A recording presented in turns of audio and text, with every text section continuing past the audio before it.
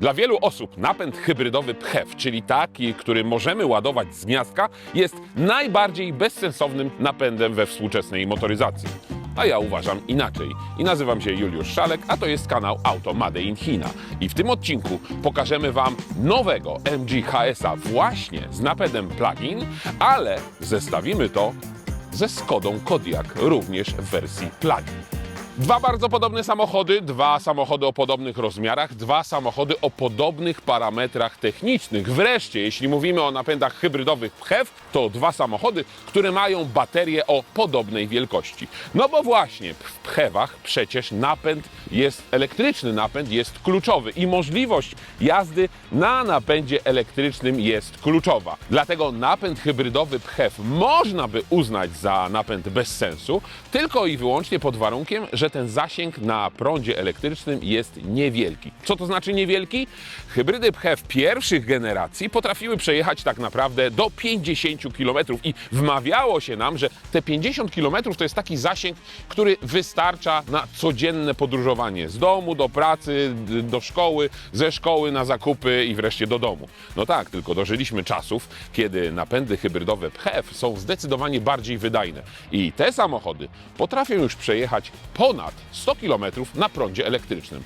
Oczywiście deklaratywnie według WLTP i zdaniem producenta. A jak jest naprawdę? To sprawdzimy. Ale zanim sprawdzimy, przypatrzcie się tym dwóm samochodom. MG HS w nowej odsłonie i Skoda Kodiaq również w nowej odsłonie. Co do wymiarów, oba samochody tak naprawdę mają bardzo podobne i zbliżone wymiary. Mamy MG HS-a, który ma 4,67 m w wersji PHEV, bo w wersji z napędem benzynowym jest ciut krótszy, to są dokładnie milimetry. Skoda ciut większa, 4,76 m. Podobna szerokość. Uwaga, MG HS, co ciekawe, w wersji PHEV ma mniejszy prześwit niż wersja benzynowa i to jest różnica dość spora, bo to jest 147 mm w porównaniu z 182 mm. Takich różnic w przypadku samochodu benzynowego i hybrydowego jest zdecydowanie więcej. Największa to oczywiście pojemność bagażnika, ale lecąc sobie dalej po wymiarach, no to kluczowy jest rozstaw osi, nieraz Wam o tym opowiadałem, więc mamy w MG HS-ie rozstaw osi, który wynosi 2,76 m, a tutaj mamy 2,79 m. Różnice są, ale niewielkie. Jak patrzymy na te dwa samochody, gabarytami one są do siebie bardzo zbliżone. A jeśli chodzi o design, MG HS w wersji PHEV niczym tak naprawdę nie odróżnia się od wersji benzynowej. Z jedną, a tak naprawdę dwoma drobnymi uwagami. Widzicie ten próg tutaj? On jest wyznacznikiem i wyróżnia właśnie wersję PHEV. I o ile fajną funkcją są te maskownice, które zasłaniają próg i przez to nie brudzimy sobie nogawki, dlatego w tym samochodzie już nogawkę sobie pobrudziłem. Tu, widzicie? Bo wystarczy, że dotknę tego progu, który w taką pogodę jest zdecydowanie brudny i już. A po co on tak naprawdę jest? No przecież nie po to, żeby wsiadać do tego samochodu w ten oto sposób. Silny zwrócił uwagę, czy on czasem nie osłania baterii. Coraz większe baterie umieszczane w hybrydach PHEV coraz częściej są właśnie pod podłogą, a nie w bagażnikach. Inny jest także, no nie cały zderzak, ale ta dolna część zderzaka, czyli dyfuzor. I od razu, jak jesteśmy z tyłu samochodu, to warto wspomnieć, że jeden i drugi samochód potrafią ciągnąć przyczepę. W przypadku MG HS-a PHEV to jest przyczepa z hamulcem 1500 kg, w przypadku Skody Kodiaq to jest przyczepa z hamulcem 1800, oczywiście 750 bez hamulca. No to mamy bardzo nowoczesny design MG, który jest chińską marką z brytyjskimi korzeniami i mamy bardziej klasyczny, choć też nowy wygląd samochodu, który mamy niemiecką markę z czeskimi korzeniami, tak chyba wypadałoby powiedzieć. Duży grill charakterystyczny, światła Matrix LEDy, no i z rzeczy, które są funkcjonalne, no to jest właśnie kryty próg, nie pobrudzimy nogawki, chociaż jak widzę, to krycie nie jest takie dokładne, więc o ten element możemy pobrudzić sobie nogawkę. Z czego, moi drodzy, słynie Skoda? Z czego słynie Skoda? No tak, słynie z simply cleverowych rozwiązań, ale przecież Skoda słynie z olbrzymich bagażników i z olbrzymiej przestrzeni wewnątrz samochodów. W tym, moi drodzy, przypadku mamy do czynienia, przekładając to na język danych technicznych, bagażnik o pojemności 910 litrów. Jeśli byśmy złożyli tylne oparcia, to mamy aż 1194 litry, ale to mówimy o wersji benzynowej albo, uwaga, o wersji wysokoprężnej, bo Skoda Kodiaq dostępna jest również w wersji z dieslem, w wersji z benzyną i w wersji hybrydą, a także w wersji miękkiej hybrydy, więc tych napędów jest całe mnóstwo. W przypadku hybrydy PHEV, gdzie pod podłogą mamy nie tylko miejsce na przewody, no bo przecież tutaj samochód elektryczny również jest, którego możemy naładować. Mamy pomniejszony zbiornik paliwa względem wersji benzynowej, to jest 45 litrów, no i mamy baterię. To wszystko sprawia, że bagażnik jest mniejszy. No jest mniejszy. Dokładnie, moi drodzy, bagażnik ma 745 litrów. Mało? Ha! Nie powiedziałbym. Jak to wygląda w przypadku MG HS-a w wersji hybrydowej? Zobaczcie, bagażnik ma ponad 500 litrów. Dokładnie to są 504 litry i no widać, że jest wyraźnie mniejszy. Nie chcę powiedzieć, że on jest mały. Nie. Tutaj mamy dodatkową wykładzinę. Pod podłogą mamy również schowek na przewody. Tu kryje się zbiornik paliwa pod tą całą... zresztą... Zobaczmy, co tam jest. Widzicie? O, to jest rozsądne, że to wygląda w ten oto sposób. Ile tam jest miejsca, o rety. Więc mamy płaską podłogę, mamy dwie siateczki. Tutaj możemy schować na przykład gaśnicę. Czy mamy haczyki? Nie mamy haczyków. Mamy oświetlenie, tu jest jakaś zaślepka, ale haczyków nie mamy. Fotele oparć możemy złożyć, oparcia możemy złożyć w ten sposób. I mamy też bardzo duży bagażnik z płaską podłogą. Oczywiście ten bagażnik jest ciut mniejszy. Takie lekkie, odnoszę wrażenie, że są te oparcia tych foteli, ale w przepięknym kolorze. Za sobą drzwiczki zamknę, proszę bardzo, telefonik odłożę do schowka. I tak wygląda oto, moi drodzy, wnętrze. Bardzo fajny kolor tego wnętrza jest. Jakościowo oczywiście to jest sztuczna skóra. Tutaj mamy nieduży tunel, tu nie mamy ekranu żadnego, tylko po prostu jest kratka nawiewu. Ale miejsca tutaj jest pod dostatkiem. Ważne, żeby zapamiętać, że MG HS dostępny jest w dwóch wersjach. Także w wersji hybrydowej są dwie wersje, to jest Excite i Exclusive. No i co, teraz mam powiedzieć o cenach? Chyba tak, co? Proszę bardzo, żeby nie być gołosłownym. Cena katalogowa. Nie mówimy o rabatach, tylko po prostu mówimy o cenie katalogowej. 164 500 zł w wersji Excite albo 173 500 zł w wersji Exclusive. Oczywiście, jeśli chodzi o napęd, to tutaj różnic między tymi dwoma wersjami nie ma. Tu jest tylko i wyłącznie kwestia wykończenia wnętrza i kwestia wyposażenia tego samochodu. Chociaż trzeba powiedzieć, że w wersji Excite i tak ten samochód w zasadzie ma wszystko, co mieć powinien. No a jak to wygląda w Skodzie, moi drodzy? Wygląda to tak, że siedzi się tutaj zdecydowanie wygodniej, chociaż można odnieść wrażenie, że bardziej jak na stołku, ale jednak tyłek siedzi wyżej, nogi są niżej, czyli to jest typowy element w MG, typowe dla chińskich samochodów, że ta kanapa jest niżej umiejscowiona.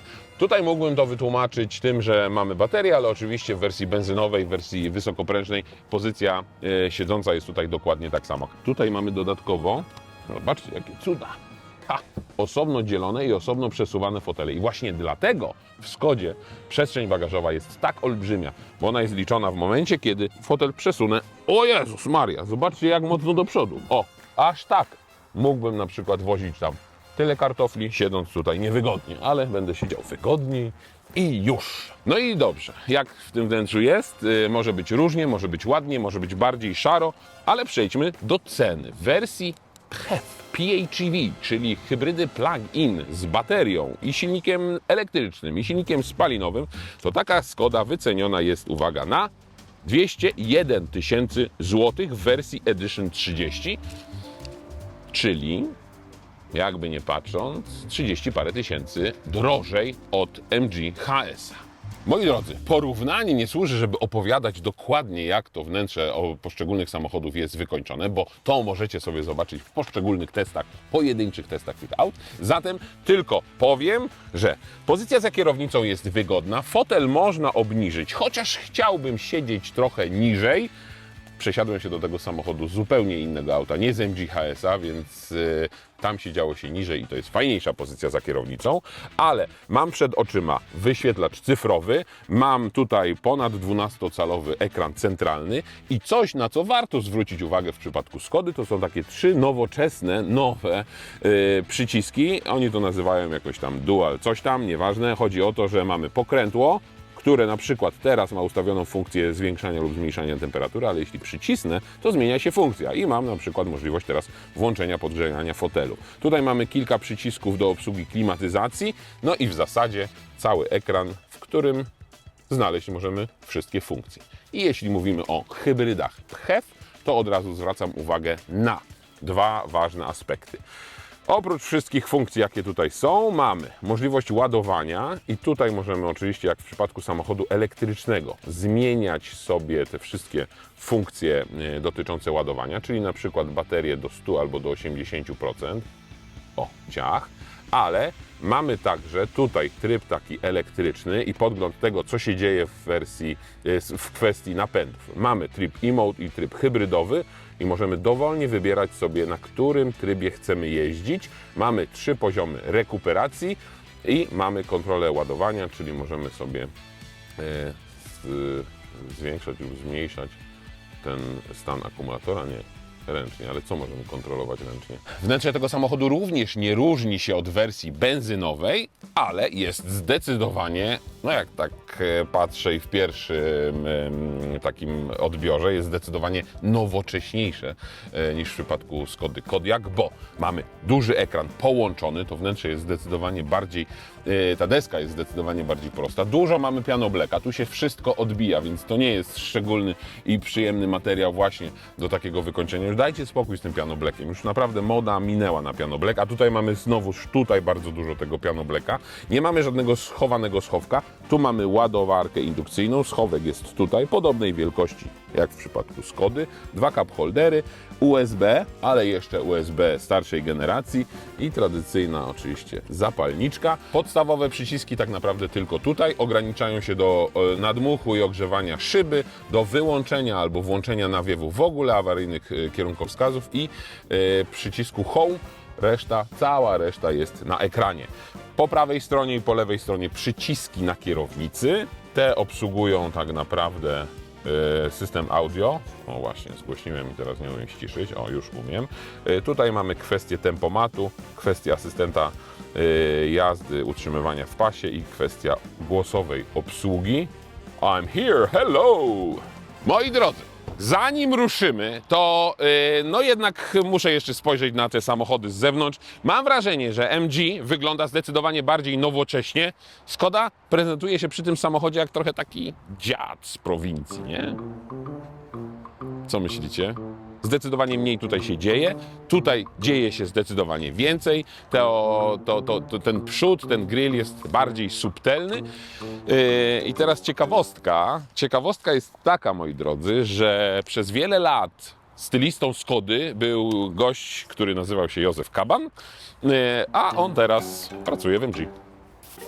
Dobrze, i teraz biorę na klatę zarzut, który na pewno pojawi się. Nie wiem, która to będzie minuta, ale dopiero w tej minucie, moi drodzy, usłyszycie, jakie mają parametry techniczne te samochody. Powiedziałem, że możecie sobie sprawdzić w Google, oczywiście tak, ale musimy jednak to powiedzieć, żeby to dobrze wybrzmiało, bo chodzi o to, że Skoda w tym zestawieniu jest zdecydowanie słabsza.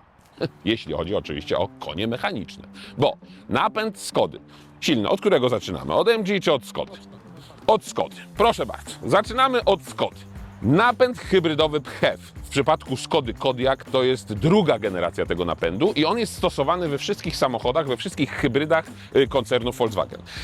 Istotą tego napędu jest silnik 1.5 turbo doładowany o mocy 150 koni mechanicznych dokładnie i 250 Nm. I ten silnik spalinowy jest sprzężony z silnikiem elektrycznym o mocy 115 koni mechanicznych i 330 Nm, co daje nam łącznie, uważajcie, bo to się nigdy nie sumuje matematycznie, moc systemowa takiego napędu to są 204 konie mocy i 250 Nm.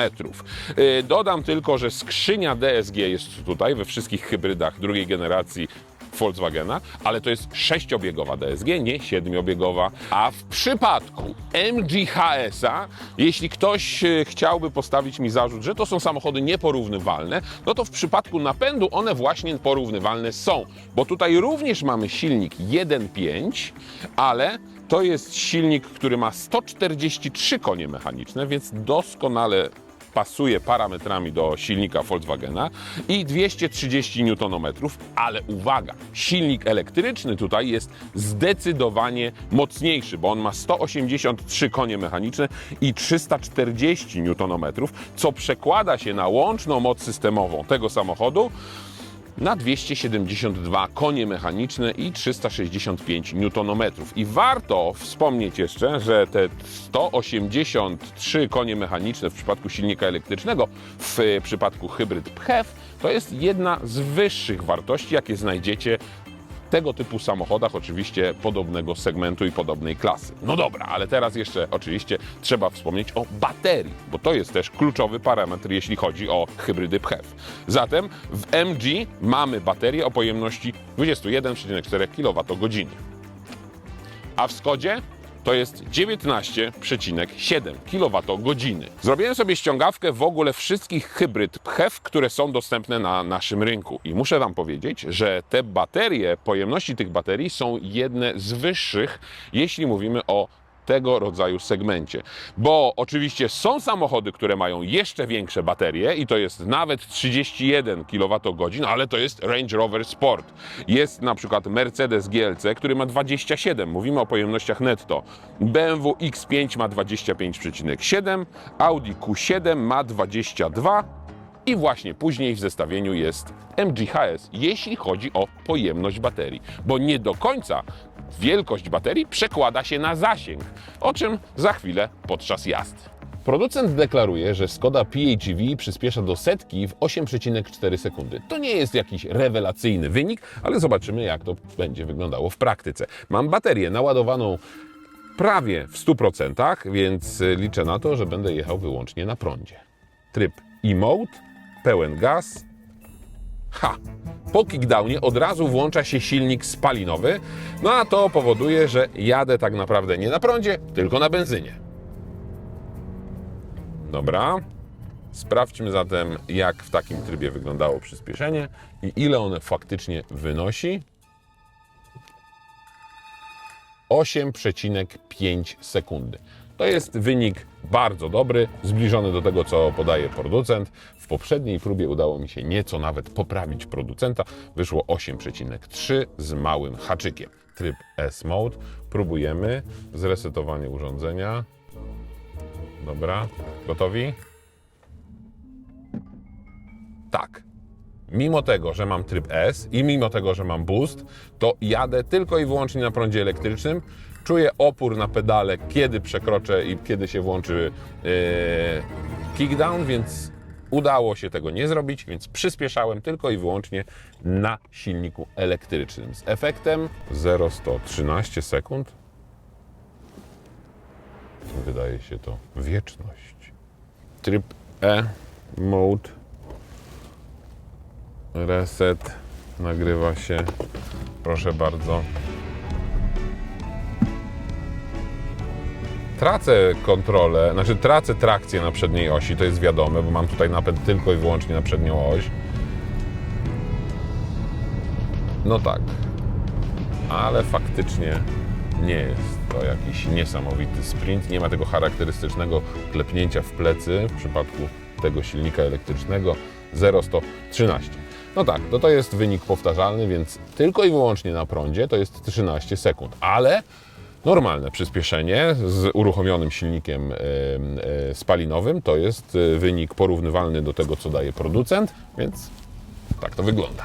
Dobrze, moi drodzy, to ja w takim razie kontynuuję moją podróż Skodą Kodiaq PHEV, czyli hybrydą ładowaną z gniazdka. Jak na razie udało mi się przejechać 42 km tylko i wyłącznie na prądzie elektrycznym. Cały czas staram się jechać w trybie e-mode. Już wiem, że wciśnięcie kickdownu powoduje automatyczne odpalenie silnika spalinowego, proszę bardzo, ciach, i od razu to jest słyszalne, wyczuwalne i widoczne na obrotomierzu, o tutaj, ale jeśli puszczę spokojnie gaz, to silnik spalinowy się wyłącza i nadal jadę na silniku elektrycznym. Miałem sytuację taką, w której przez pewien czas włączył mi się silnik spalinowy, dokładnie jakiś, no nie wiem, może z kilometr, i wtedy sytuacja polegała na tym, że po odpuszczeniu, po uspokojeniu jazdy wcale mi się silnik spalinowy nie wyłączył. Musiałem dopiero się zatrzymać, wyłączyć silnik, w ogóle wyłączyć cały samochód i włączyć go ponownie i wtedy włączył się e-mode i ten tryb elektryczny faktycznie się utrzymywał. Bo mimo tego, że ja mogę sobie tutaj wybierać tryb e-mode hybrydowy, to nie mam trybu czysto spalinowego. Mogę to wymusić kickdownem, ale cały układ napędowy jest tak skonstruowany, aby jednak jak najwięcej jeździć na baterii, jak najwięcej jeździć na prądzie. O ile cały układ jest tak skonstruowany, że zdecydowanie preferuje jazdę na energii elektrycznej, to też jest tak skonfigurowany, że niezależnie od prędkości utrzymuje ten tryb elektryczny. I jest to możliwe do aż 140 km na godzinę. Oczywiście teraz przyspieszam bardzo powoli i płynnie staram się to zrobić, bo w momencie, kiedy znowu klepnąłbym w pedał kickdown i silnik spalinowy by się odpalił, ale zobaczcie, całkiem takie nawet żwawe przyspieszanie, wyprzedzanie na prądzie elektrycznym jest możliwe. Mam teraz 129 km na godzinę i cały czas przyspieszam. Cały czas to jest napęd tylko i wyłącznie elektryczny. Od 138 tak naprawdę do 140 to przyspieszanie jest bardzo spokojne. Teraz 140 max, więcej na prądzie nie pojadę.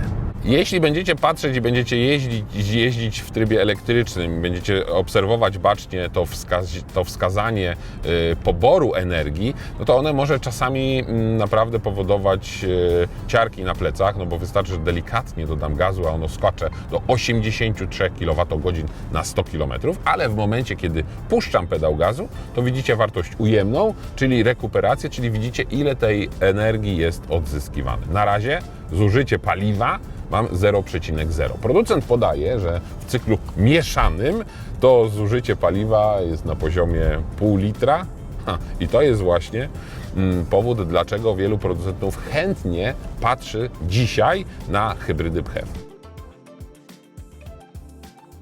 Nie powiedziałem jeszcze o jednym, taką hybrydę również można ładować zarówno prądem AC, jak i prądem DC. Średnia dla w zasadzie całego segmentu to jest 11 w przypadku AC i 50 kW w przypadku DC. I takie wartości mamy tutaj w tym samochodzie, więc uzupełnienie niewielkiej de facto baterii o pojemności 19 kWh, no to łatwo można sobie przeliczyć, ile czasu zajmuje. Istotą tak naprawdę jest ładowanie tutaj w mieście. Nie chodzi o to, żeby ten samochód na autostradzie doładowywać, bo na autostradzie ten samochód ma być samochodem spalinowym. A ten silnik wtedy elektryczny służy jako dodatkowy zastrzyk mocy i trochę odelżenie tego, odelżenie w trudnych momentach, czyli w momencie, kiedy, ale o tym już mówiłem, kiedy na przykład przyspieszamy albo wyprzedzamy. 90 km pyknęło, przejechałem bez jakichkolwiek prób jazdy o kropelkę, bo nie jestem zwolennikiem. Oczywiście można się snuć i można wykręcać niesamowite wyniki. Prosta matematyka pokazuje, że skoro możliwe jest osiągnięcie 10 kWh na 100 km, to mógłbym tutaj przejechać prawie 200 km. Producent podaje, o jakie ładne Porsche, producent podaje 123, więc to jest, myślę, wystarczające do takiego wykorzystywania samochodu do codziennej jazdy, w mieście oczywiście. No i fajne jest to, że podczas podróży autostradowych możemy z takiego samochodu korzystać jak z normalnego, zwyczajnego samochodu spalinowego. Szkoda jedynie, i to już reasumując, ale tylko podsumowując to, jak się jeździ tym samochodem, szkoda jedynie, że nie ma takiego trybu, w którym świadomie mógłbym włączyć naładowanie akumulatora przy jeździe na przykład autostradowej przy wyższych prędkościach, bo wtedy silnik i tak pracuje na wyższych obrotach, więc to spalanie relatywnie większe, relatywnie wyższe, no ale nie byłoby aż tak wysokie. A tu 90 km ze zużyciem 0,6 litra na 100 km. Źle.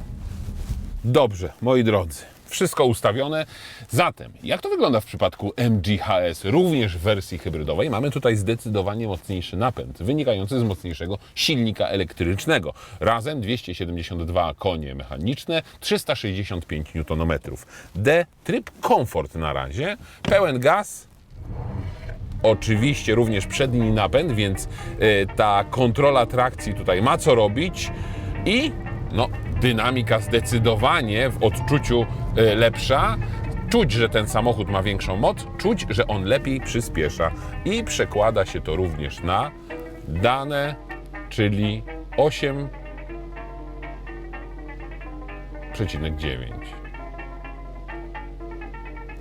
Miało być 6,4. 8,9. Dziwne. No dobrze, próba numer 2, tym razem w trybie Sport. Również tryb EV. Wszystko przygotowane, nagrywamy, pełen gaz.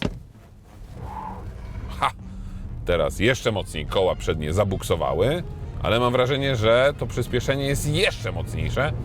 Oczywiście włączył się silnik spalinowy, tak, nie ma cudów. No i zobaczymy, jaki będzie efekt. Jak myślicie? No i po co te kierunkowskazy? 7,7 sekundy. To wynik lepszy o sekundę blisko od poprzedniego, ale nadal do 6,4 brakuje troszkę, co? No to co? Raz jeszcze. Niech będzie tryb sportowy, tryb EV. Tu wszystko się nagrywa, tu się nagrywa, tu się nagrywa. Mogę spokojnie wcisnąć pedał gazu, puścić hamulec, koła zabuksowały, zamieliły. 1902, silnik spalinowy działa. No, takie odczucie dynamiki jest zdecydowanie tutaj lepsze. Czuć, że ten samochód lepiej się odpycha. Oczywiście cały czas mamy do czynienia z samochodem napędzanym tylko i wyłącznie na przednią oś. Próba numer 2 i przyspieszenie 8 sekund. Cały czas w trybie sport. Zatem myślę, że z tych 6,4 niewiele zostało. Zrobimy jeszcze dla świętego spokoju próbę numer 3. Gotowi? Zapnijcie pasy i lecimy, moi drodzy. D, Sport, EV, hamowanie regeneracyjne. Na razie nas to nie obchodzi. Pełen gaz. No, koła drapią asfalt, ale suchy jest asfalt. No i tutaj, od 80 to już naprawdę torpeda. Czuć, jak ten samochód się zbiera i to wcale nie ma żadnego powiązania z tym, czy silnik spalinowy działa, czy nie, bo to przyspieszenie jest takie dość liniowe. Też nie ma tego charakterystycznego klepnięcia w plecy, jak to w przypadku samochodów elektrycznych bywa. 8,06. Zatem, moi drodzy, jest to wynik lepszy od Skody, a tym samym mamy jasno stwierdzone, który samochód jest lepszy, który jest mocniejszy, który jest szybszy. Mocniejszy jest MG-HS, ma 272 konie, nie 204 jak Skoda, i szybszy jest MG-HS, bo przyspiesza w 8 sekund, a najlepszy wynik to był 7,7 sekundy, a Skoda 8,4, co jest dobrym, deklarowanym potwierdzeniem wyniku, który zmierzono w Skodzie. Jedziemy tutaj w trybie EV. Mamy do wyboru dwa tryby, EV i HEV, czyli hybrydowy. I mam wrażenie, że te tryby działają tak sobie i to wszystko działa zgodnie z własnym życzeniem. Przełączyłem teraz na tryb hybrydowy i cały czas jadę tak naprawdę na prądzie elektrycznym. Co jest w zasadzie dobre, no bo o to chodzi przecież w samochodach hybrydowych, nawet typu PHEV. Teraz włączył się silnik spalinowy. I pierwsza i bardzo ważna informacja. A tymi pikaniami to się nie przejmujcie, bo to oczywiście tak to w przypadku chińskich samochodów jest, że one bardzo mocno, niektóre przynajmniej, czyli na przykład MG, irytują, zakłócają, no po prostu zwracają moją uwagę na to, żebym jednak zwrócił uwagę na drogę. Jest to dość mocna ingerencja i to potrafi przeszkadzać. Ale do czego zmierzam?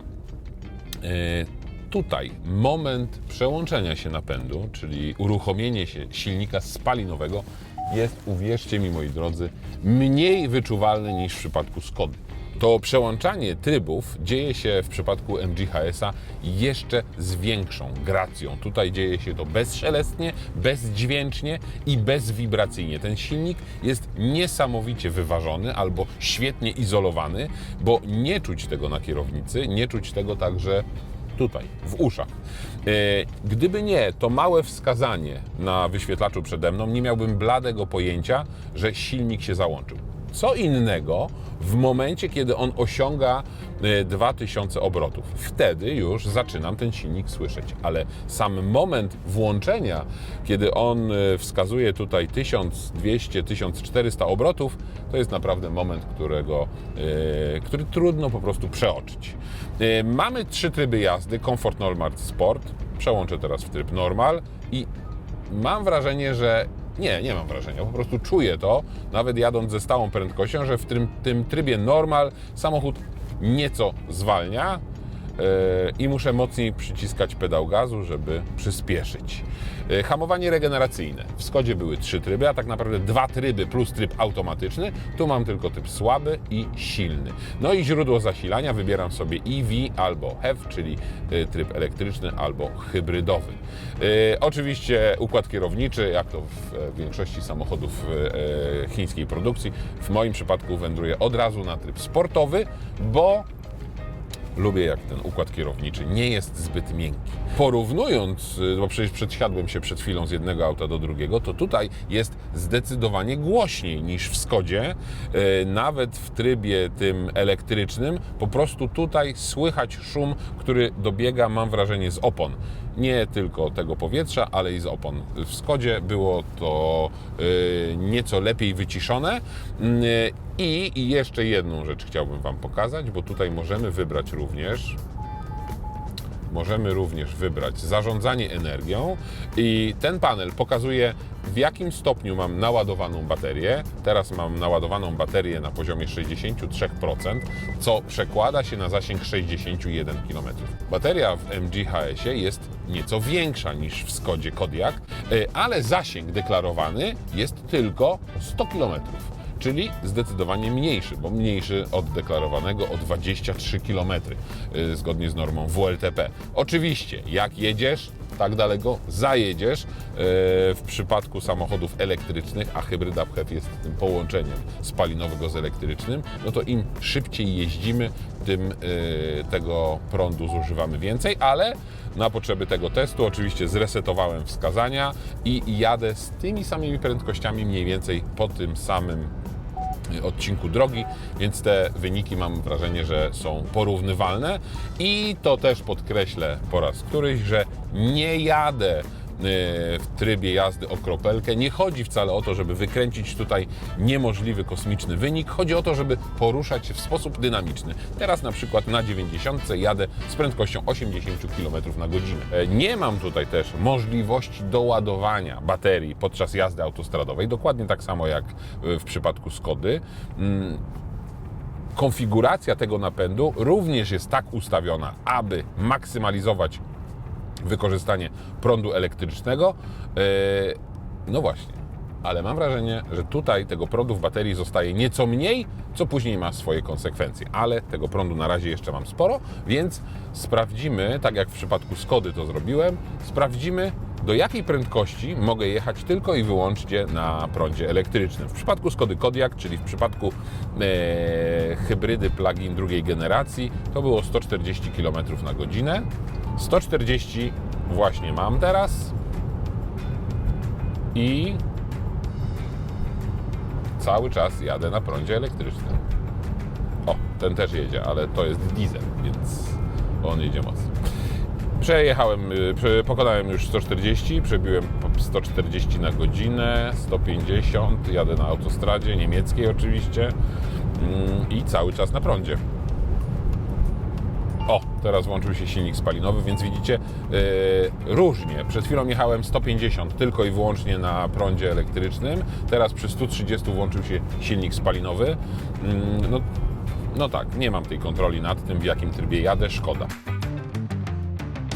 Moi drodzy, reasumując, moim zdaniem hybrydy PHEV mają sens dla tych, którzy świadomie kupują ten rodzaj napędu. Tym bardziej mają sens, gdy ich bateria gwarantuje albo umożliwia przejechanie około 100-120 km na jednym ładowaniu. Te mniejsze baterie, te mniej wydajne hybrydy, owszem, tutaj mógłbym się kłócić, że to jest bez sensu. Dlaczego? No bo samochód z tego rodzaju napędem jest droższy, bo musi mieć trochę tego z samochodu elektrycznego i trochę tego z samochodu spalinowego, a i jedno i drugie nie jest do końca w 100% świetne. To jest trochę tak jak z tym czymś do wszystkiego. Jak coś jest do wszystkiego, to jest do niczego. Tutaj mam wrażenie, że ten kompromis między pojemnością baterii a zasięgiem, a masą został dobrze określony na poziomie baterii gdzieś oscylującym wokół 20 kWh. Jeśli oczywiście mówimy o większych samochodach, bo nie chcę powiedzieć, że to jest największa bateria w hybrydach PHEV, no to te baterie są jeszcze większe. Range Rover ma baterię powyżej 31, Mercedes również ma dużą baterię, no i są chińskie samochody, które jeszcze nie są obecne na naszym rynku. Kto wie, kto wie. Kto wie, niebawem może pojawią się i tam stosowana jest również jeszcze większa bateria, czyli wydajność jest jeszcze lepsza, czyli zasięg jest jeszcze lepszy. Dobrą średnią ładowania baterii w hybrydach PHEV jest moc 11 kW w przypadku prądu AC i 50 w przypadku prądu DC. Ale sporym minusem jest brak w ogóle możliwości ładowania DC, a tego w MG.HS ku mojemu zdziwieniu właśnie nie ma. Naładujemy więc to auto wyłącznie prądem AC, o czym więcej Wam mówiłem i pokazywałem w osobnym teście MG.HS-a na naszym kanale. Bo choć nie chodzi wcale o to, by ładować takie auto dużą mocą na autostradzie, to możliwość skorzystania jednak ze słupka szybkiego ładowania po prostu często się przydaje. No i oczywiście na koniec pozostaje kwestia ceny, jednak 35 000 złotych piechotą nie chodzi, a taka jest różnica i to biorąc pod uwagę też podstawową wersję Skody Kodiaq w wersji PHEV, czyli 201 000 z tej wersji Edition 130. Tam trzeba by było porównać sobie to wyposażenie. Mamy LEDy, mamy fotel z regulacją pamięci, z regulacją elektryczną. To wyposażenie też jest w zasadzie porównywalne. Wszystkie systemy, które być powinny na pokładzie są, więc to akurat jest porównywalne. No kwestia oczywiście tego, jak te samochody wyglądają. Zdecydowanie mówię to bez żadnej kokieterii. Z zewnątrz, jak i wewnątrz, MG bardziej podoba mi się od Skody. A biorąc pod uwagę, że MG jest też szybszy, jest też mocniejszy, no nie potrafi przejechać więcej, czyli ma mniejszy zasięg, ale ciekawa alternatywa, powiem Wam. I jeśli do tego wszystkiego dołożymy 7 lat gwarancji, 150 000 gwarancji przebiegu, a w przypadku Skody to są 3 lata, no to jak? Na jakie auto się zdecydujecie? Ojej, chyba rozgadałem się tak, że silny po prostu to wszystko potnie. A jeszcze na koniec żenujący żart prowadzącego. Przychodzi baba do lekarza i mówi: panie doktorze, mam wodę w kolanach. A lekarz mówi: a ja cukier w kostkach.